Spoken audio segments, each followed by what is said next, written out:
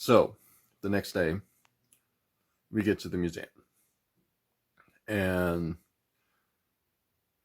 I'm still pretty jet lagged. It's only like the second day that I've been there, so unfortunately, my brain still is kind of chunking things together. We go in with Mimo, and the first thing that you see is just all these statues and all these obelisks, and oh my god, incredible. Um,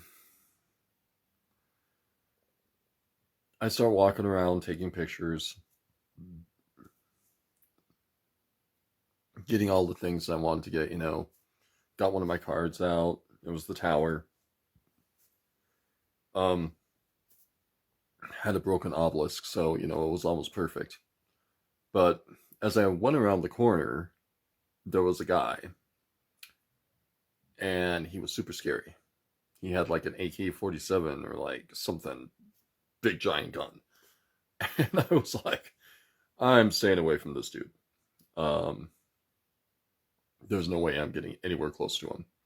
So I kind of walked around a couple of the obelisks and made sure he didn't see what I was doing. Um, I'm like, no, no, Mr. Gun Guy, no. I go into the museum, and the first thing we see is this tablet. I immediately recognized it. On the front of the tablet, you saw a pharaoh with a hat, and then you saw on the other side a pharaoh with a cone looking hat. This represents Upper and Lower Egypt. Before they became one, they had two separate hats, and nobody knows if it was bloody or if it was war or if they just decided that Upper and Lower Egypt should be a thing. Um, the hats came together and made one hat. I knew this tablet very well, and he started talking about it, and I was like, oh my god, I've only seen this in like pictures and three-dimensional images, and I can't believe it's like there. It's like right in front of me. And I just stared at it in complete awe. Like, I could not believe that it was like there. Like, there. I was touching it. So, I kind of veered away from them for a minute so that I could look at it and kind of ogle it. Took a couple pictures, um, caught up. Along the way on the inside of this museum was a lot of false doors. False doors were used in tombs because they were the gateway to the other side. Um, and a lot of them had different hieroglyphs and different stories on them. So I took pictures of like every single false door I could possibly find because I wanted to know why that false door was there. And I didn't have enough time to like sit there and look. But every time I saw a false door, I got a picture. Um, there was a lot on the inside of the museum.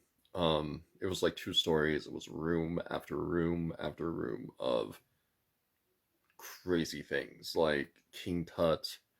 That mask, that gold mask was beautiful. Um, we walked over to one. It was the inside of a tomb, and when I was talking to Mimo about it, he was saying something about it. I can't remember what he was saying, and I looked over at him, and I was like, "Hey," and he goes, "Yeah," and I go, "That inscription down there." He goes, "Yeah," and I go, "I know that inscription." He goes, "You do?" I'm like, "Yeah," and I kind of looked at it, and like my brain kind of fluttered a little bit, and I was like, "Is that the Book of the Dead?" And he looks at me and goes, "Yes," and I was like, "Okay, yeah, got it," and I walked off. um, we got to another point, there was another tomb, and he was talking about Osiris and the story of Osiris. Obviously, I know this whole friggin' story by heart. Gets cut into pieces. Um, gets cut into pieces. Sun saves him, puts them all back together. Yeah, Horus the Avenger. Um,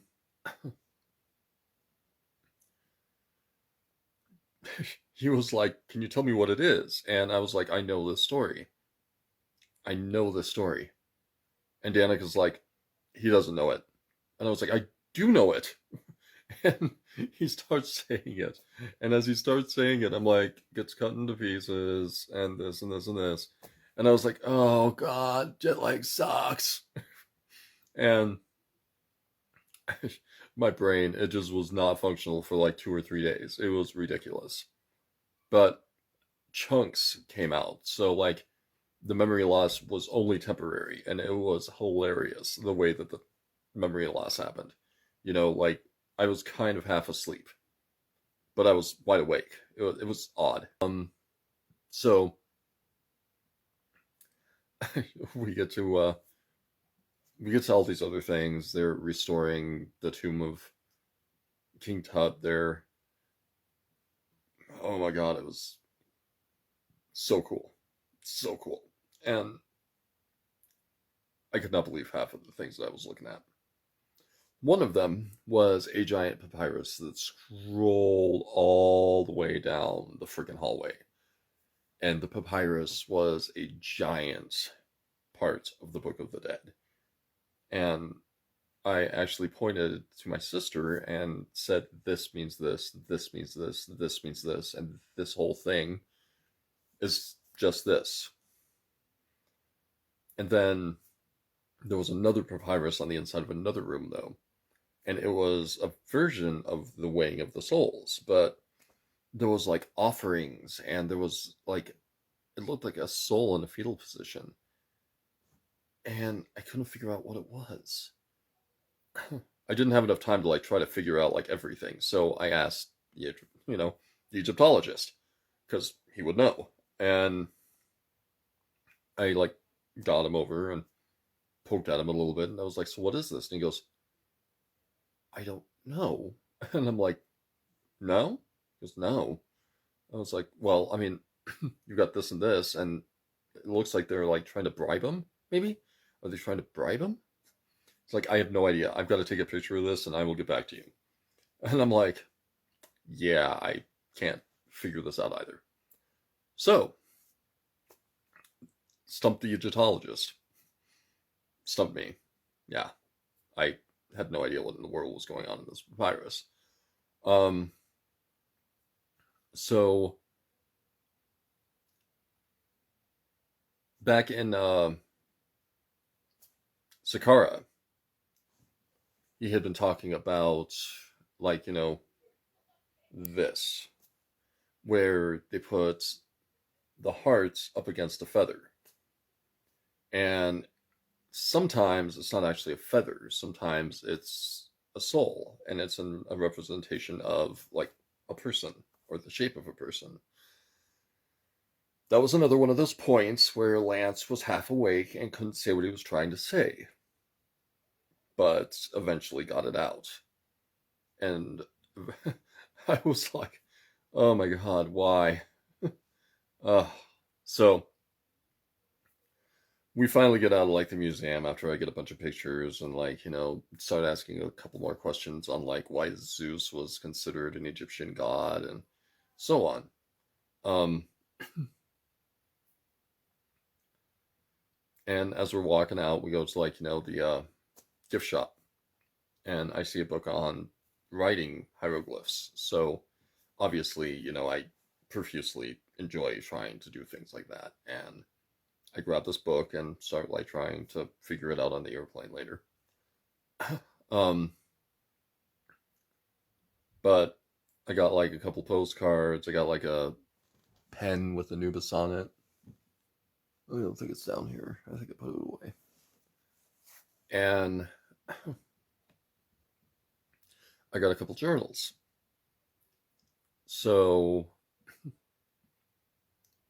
I'm probably going to scan the journal, and I'm probably going to put the cover on one of my journals themselves on my Google. Um, but as we're walking out, I've got like, a beige shirt and beige pants, and you know, I look pretty spiffy because, sometimes you just gotta look spiffy, especially if you're in Egypt. Um, and I walk out, and the seer looks at me and he says, "Hey, you look just like you could be a tour guide." And Nemo looks at him and he says, "He is." And he goes, "I know. Like, look at him. He's perfect. Dress for it." And he goes, "No, he is. He knows everything. It's amazing." And I looked at him with this wide eyed look, like, what? Yeah. And that was just the first shock. I didn't know what to say to that. Like, holy crap.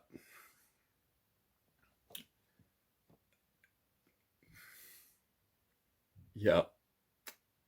Um, so we go out, we do some shopping. Um, Thankfully, my God, having an Egyptian there was so helpful. Um, this year was incredible. Like, wow. Danica kept making comments about how, he's the manager of the tour group, and, he got stuck with these assholes that decided that they wanted to do like a food tour. It was great. Um, but, we got to try a bunch of stuff. We got to do a little bit of shopping, and I found some stuff, my uncle, right? Um, it wasn't until after that I found the rest of it, which is kind of sad. Like, we were in a bazaar and I could not freaking find the stuff that I was looking for. Um, but we left and we went to go have. I think on the way we had falafel, and my God, that falafel was great. And then we had shawarma. Shawarma was it's still my favorite thing. It is. Um, yeah, I freaking love shawarma. I love shawarma. So good. Mm. And koshery. Koshery was amazing. Like, so impressive. I can see why Egypt is known for it. Um, by that time though, I had eaten like so much I felt like I was going to burst. So I couldn't eat all the koshery. It was this giant bowl of koshery, and I was like, "Oh, I can't do it. I'm trying so hard. Oh, I can't finish this." And it was hilarious, but so good, so good. Still, shawarma is my favorite thing. Um,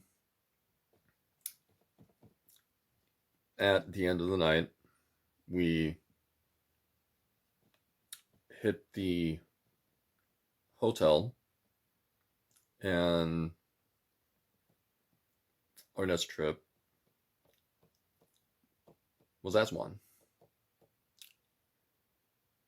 Now, I'm going to point out, while I've got this, how funny it was because I did not realize what happens in Egypt. And this is the reason why I didn't get a picture of our second Egyptologist, was because I thought I had more time. Egyptians get dropped off in the weirdest places. Like, there'll be one place, and then, like, in the middle of the freaking street, they'll just get off of the van and getting into a bus somewhere. And you're like, what in the world? And by the way, Egyptians are crazy ass drivers. They don't stay in the lanes. They just drive in the middle of the street. Like they will just go. It's not even, yeah, they just go. There's no rhyme or reason to the way that they drive, which I'm assuming is just the way that they are. But wow, sometimes that is scary. So, anyway, next video will be as one.